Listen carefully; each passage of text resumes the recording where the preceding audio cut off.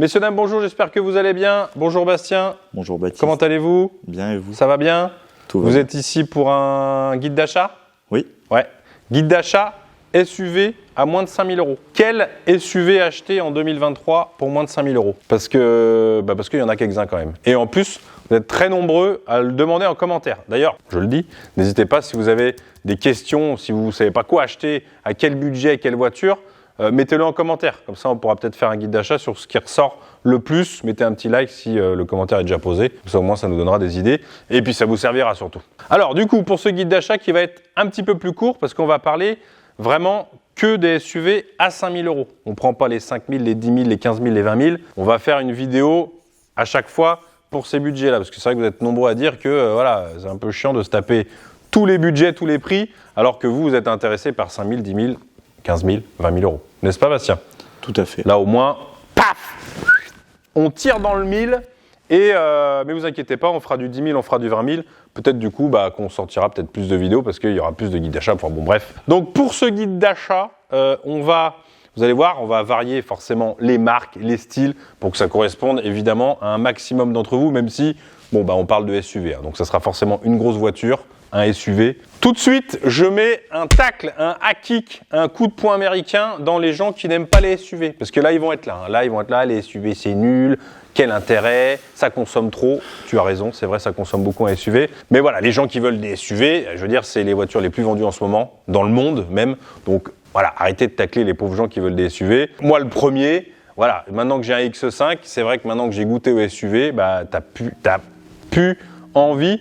Toujours envie parce que moi j'aime les bagnoles et j'aime toutes les bagnoles, mais c'est vrai qu'une fois que t'as goûté au SUV, à la hauteur, à la taille, t'as plus envie de repasser sur autre chose parce que c'est vraiment bien. T'as vraiment une sensation de hauteur, c'est bien. De toute façon, c'est pour ça qu'ils en ont autant vendu, que ça se vend toujours autant les SUV, c'est parce que c'est bien. Voilà, tout simplement. Donc les gens qui sont pas contents, qui veulent pas de SUV, ils attendent un autre guide d'achat. Pour ce top, évidemment, Bastien, qu'est-ce qu'on va faire? On va parler évidemment du prix, mais on va parler aussi de fiabilité. Fiabilité, bien sûr, parce que c'est très important, surtout à 5 000 euros. Parce que vous allez voir qu'à 5 000 balles un SUV, on en trouve quand même pas mal, mais forcément, ils auront au-dessus de 200 000 km. D'accord? Donc, voilà, je le dis tout de suite, pareil pour les mauvaises langues.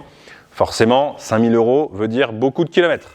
Beaucoup de kilomètres veut dire attention. D'accord? On fait gaffe parce qu'à plus de 200 km, il arrive qu'il y ait des soucis sur ces voitures-là. Donc on va essayer de trouver de la fiabilité. Mais on vous mettra aussi des voitures qui ne sont pas forcément fiables. Pas forcément fiables, en tout cas des motorisations pas forcément fiables. Mais au moins, on va vous les donner, comme ça vous ne vous ferez pas avoir. N'est-ce pas, Bastien? Oui. Ça vous intéresse pas, vous les SUV pour l'instant? Non, pour l'instant, non, Bon. j'ai pas de gosse. C'est vrai. Vous n'avez pas de gosse? Non. Eh bien, c'est bien. Vous avez bien raison. Peut-être. Hein? Demain, peut-être. Alors demain, peut-être pas. Enfin, remarque, si, c'est possible. Si vous n'étiez pas au courant, mais sinon, il faudra attendre au minimum 9 mois, comme tout le monde. D'accord? Et aussi, on va chercher les modèles les plus récents. De toute façon, après, les SUV, c'est relativement récent. On est autour des années 2000 et plus. Avant, ça n'existait pas. Et d'ailleurs, on pourrait croire qu'avec 5000 balles pour un SUV en bon état et pas trop moche, c'est impossible. Eh bien, figurez-vous que non. D'accord? On n'est pas obligé d'acheter un Pontiac Aztek je pense que vous vous rappelez, pour ceux qui ont vu la série Breaking Bad, SUV assez dégueulasse, on en trouve très peu en France, donc on ne va pas en trouver aujourd'hui. Ou alors le Sangyong Rodius, dédicace à Garage Bagnole et Rock'n'Roll. Salut. On n'a pas tous des goûts de merde. Voilà. Je sais qu'il a beaucoup d'humour, il le prendra pas mal. C'est vrai que c'est pareil, c'est vraiment pas très beau. Je vais aller en prison pour ce que j'ai dit. Mais non. Ici, il va le prendre mal, il va faire une vidéo, comment on appelle ça déjà? Drama.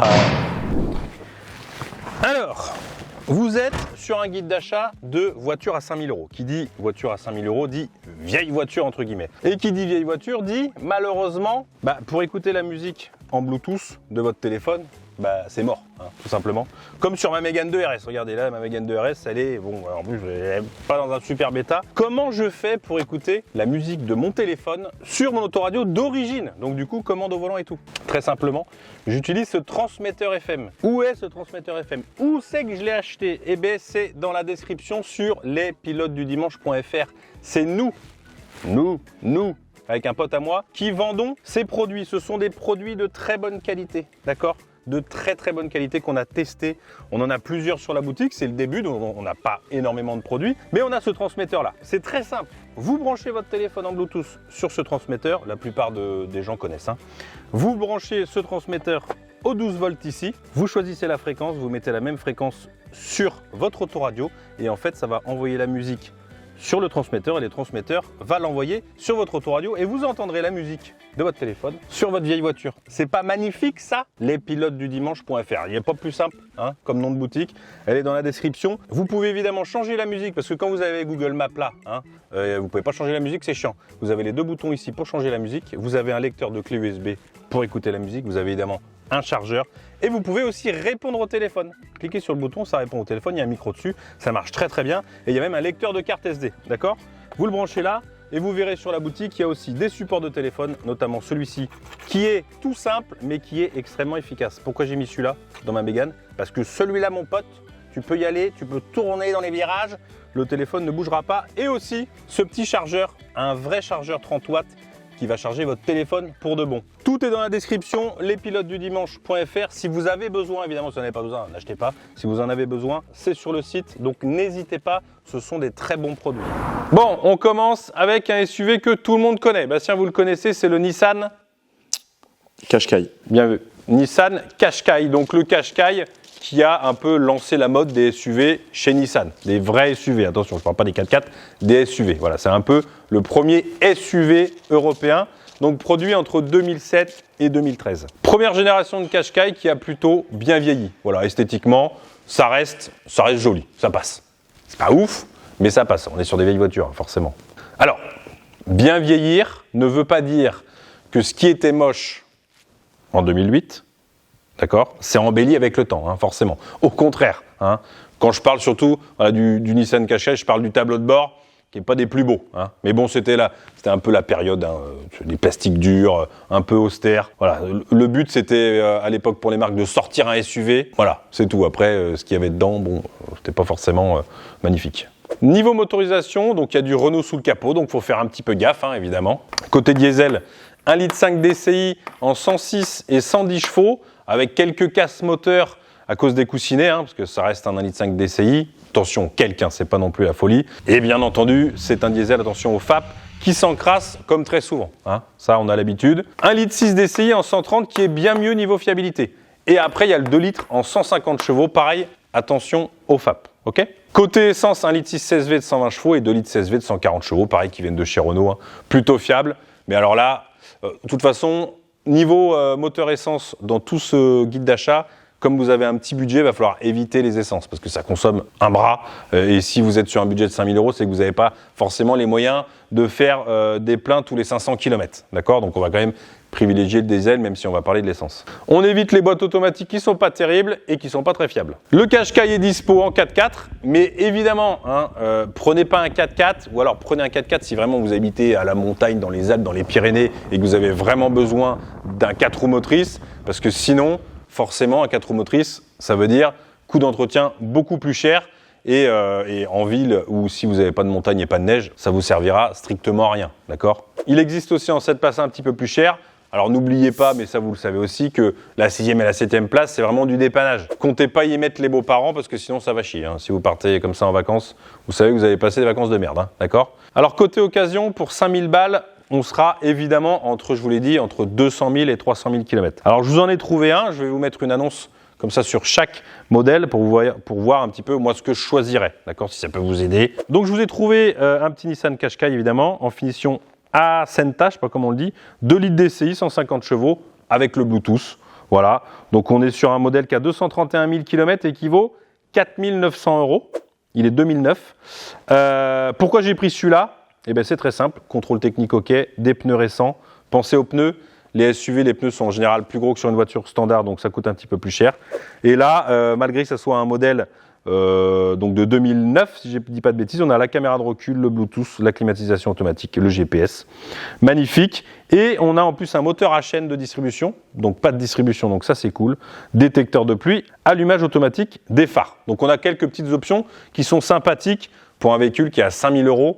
Je trouve que c'est quand même pas mal. Le Qashqai se défend plutôt bien. Toujours dans les 5 000 €, évidemment, on retrouve le Ford Kuga donc produit entre 2008 et 2012. Premier SUV aussi européen de chez Ford, d'accord? Pour l'intérieur, c'est un petit peu les mêmes finitions que le Qashqai, hein.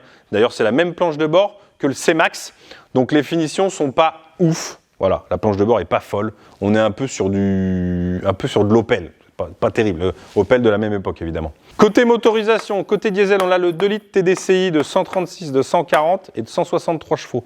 D'accord? Ils ont tous le même problème. De toute façon, ça va être le même problème partout en règle générale. C'est l'encrassement du FAP.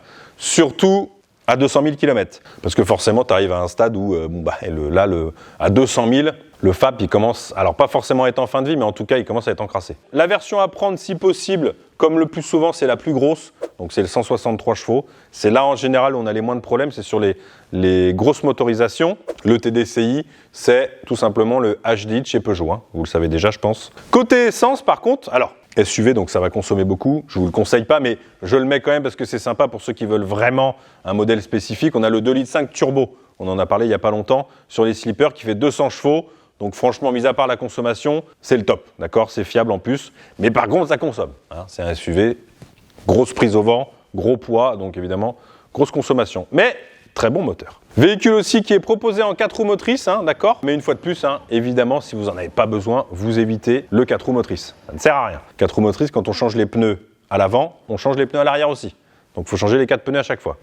Je peux vous dire que ça fait mal aux fesses. Alors évidemment, en occasion, on en trouve entre 200 000 et 300 000 km hein, pour 5 000 €. Et moi, je vous ai pris ce petit Kuga qui est blanc, qui est sympathique. Alors, il est un tout petit peu au-dessus du budget, mais on est à 5 500 €. Il est 2010, 225 000 km, donc c'est plutôt récent. Boîte manuelle 140 chevaux, véhicule avec facture toujours entretenu. Et en plus, petit bonus, il y a l'attelage. Parce qu'il est vrai que sur un SUV, beaucoup de gens cherchent un attelage pour aller à la déchetterie, la remorque, tout ça, même la caravane, j'en sais rien. Donc, voilà.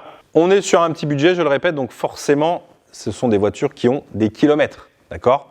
Quand on cherche un véhicule de ce style SUV qui est très recherché et qu'on a un petit budget de 5 000 €, on prend un risque, d'accord? Plutôt qu'acheter une petite voiture, forcément, qui aurait moins de kilomètres pour le même budget. Mais ça, c'est vous qui prenez le risque. Voilà. Moi, j'essaye de vous donner des astuces pour éviter le plus gros des risques, d'accord? Et surtout, les motorisations les mieux. Alors, on passe maintenant chez Renault avec le Koleos, qui n'a pas eu un très grand succès. Donc, du coup, il n'est pas très cher.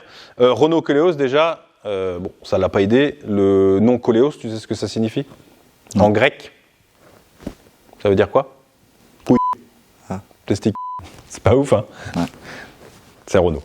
Renault, des fois, ils pètent un câble. Ils se disent, tiens, voilà. Alors, c'est soit ils le font exprès, d'accord, et là, ils n'ont pas d'excuses, ou alors, il n'y a même pas un gars qui a été chercher ce que ça voulait dire avant de l'appeler comme ça. Et là, c'est encore plus grave, je trouve. Côté diesel, on a 2 litres DCI en 150 et en 175 chevaux. Toujours les mêmes soucis d'encrassement du FAP, hein, surtout avec des kilométrages hauts, je vous l'ai dit tout à l'heure, et quelques casses moteurs. Au-dessus de 200 000 km, normalement, la casse moteur, elle a déjà été faite, donc normalement, vous êtes tranquille.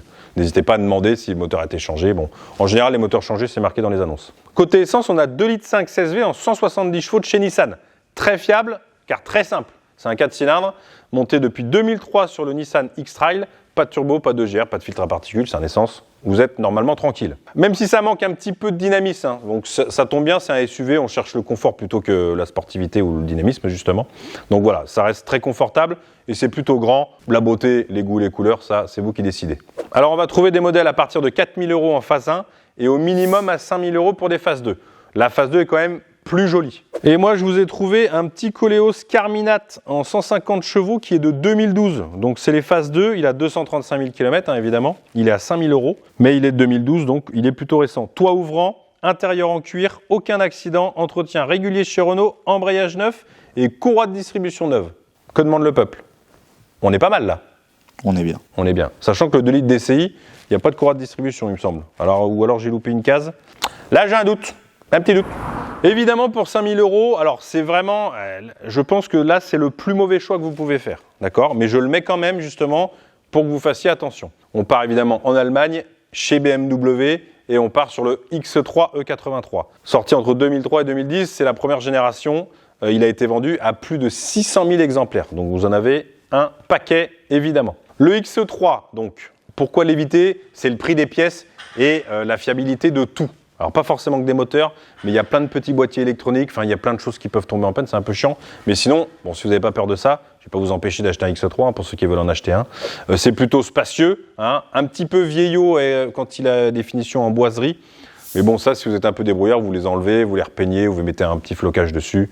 Voilà, ça peut se faire très facilement. Et puis du coup, ça fera un petit peu plus moderne. Au niveau de la motorisation, le X3, il y a 10 moteurs différents. 5 diesel et 5 essence. En diesel, on part évidemment sur du 4 cylindres en 150 chevaux jusqu'au 6 cylindres biturbo de 286 chevaux. 4 cylindres en N47, donc attention à la chaîne qui normalement à ce kilométrage-là aura déjà été fait. Si ça n'a pas été fait, vous ne l'achetez pas, d'accord ? Le N47, c'est là où la chaîne qui pète et qui fait un petit bruit normalement avant de péter. Et en 6 cylindres, ça c'est le top en termes de fiabilité. Il y a quelques chaînes sur les 6 cylindres, mais c'est très rare. Si vous pouvez, prenez un 6 cylindres en ligne, un 3 litres. Le 4 cylindres est très coupleux en version 177, même si le X3 est un petit peu lourd.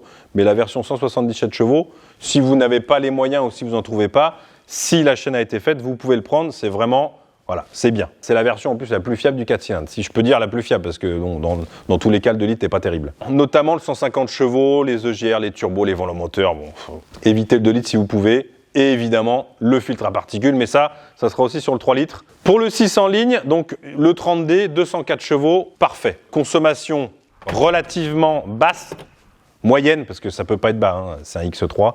Et la puissance parfaite. Par contre, voilà, niveau puissance, c'est vraiment parfait. Même le bruit du 6 cylindres en ligne, on en a déjà parlé plein de fois. Mais je vous le dis, le X3, c'est lourd, ça a une grosse prise au vent. Donc, dans tous les cas, ça va consommer. D'accord ? Et les blocs essence, ça va de 150 à 272 chevaux, 4 cylindres, 6 cylindres aussi.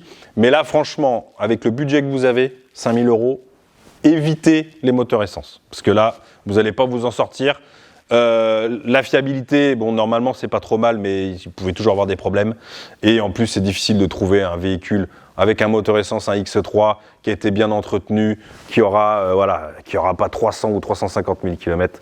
Évitez. De toute façon, à 5 000 €, les gars, vous n'êtes pas là pour acheter un moteur essence. Enfin, je pense. Alors, vous avez évidemment boîte manuelle, boîte auto. Boîte manuelle, pas de souci particulier. Pour les boîtes auto, il faut absolument qu'elles aient été déjà vidangées au moins une fois, voire 2 fois. D'accord ? Et la boîte auto, en plus, elle est très bien sur ce modèle. Ça lui permet d'être un petit peu plus souple, un petit peu plus facile à conduire, le X3. Attention sur les X3, et d'ailleurs, parce que le X3, c'est un 4x4. Hein, il n'y a pas de 2.2, c'est un 4 roues motrices. Donc, attention, comme tous d'ailleurs, hein, le Koleos aussi a eu des problèmes. Les boîtes de transfert et le prix des pièces, donc encore plus chez BM, c'est la folie. Une boîte de transfert, même d'occasion, je crois que ça vaut 500-600 €. Et encore, vous aurez une boîte de transfert qui aura aussi 200 000 km, qui peut relâcher à tout moment. Je vous l'ai dit, hein, je vous le propose, mais ce n'est pas forcément la meilleure des solutions. En ce qui concerne ce que j'ai choisi, je vous ai pris un X3 qui a 284 000 km. Je vous l'ai dit, les BM, ça a des bornes. Hein. Bon, normalement, c'est fiable. 4 800 €, il est de 2004. Vous voyez que les X3, c'est quand même beaucoup moins récent que tout ce qu'on a parlé juste au-dessus. Donc, il faut avoir évidemment du courage pour acheter une bagnole qui a 300 000 km. Ne vous attendez pas à ce qu'il ne vous arrive rien. Si vous arrive rien, vous avez vraiment du bol, et ça peut arriver. Donc là, c'est le 3 litres 204 chevaux, boîte manuelle, donc on s'enlève le problème de la boîte automatique, 6 vitesses, c'est bien pour la consommation. Radar de recul, limitateur de vitesse, l'effet automatique. Bon état, fait toute distance, aucun frais à prévoir, contrôle technique de moins de 6 mois. Voilà. Donc, écoutez, vous prenez le risque. Si vous prenez un X3, vous prenez le risque forcément déjà d'avoir beaucoup de kilomètres et puis potentiellement que ça vous coûte cher en entretien. D'accord ? On va finir avec les 3 derniers modèles rapidement, entre guillemets.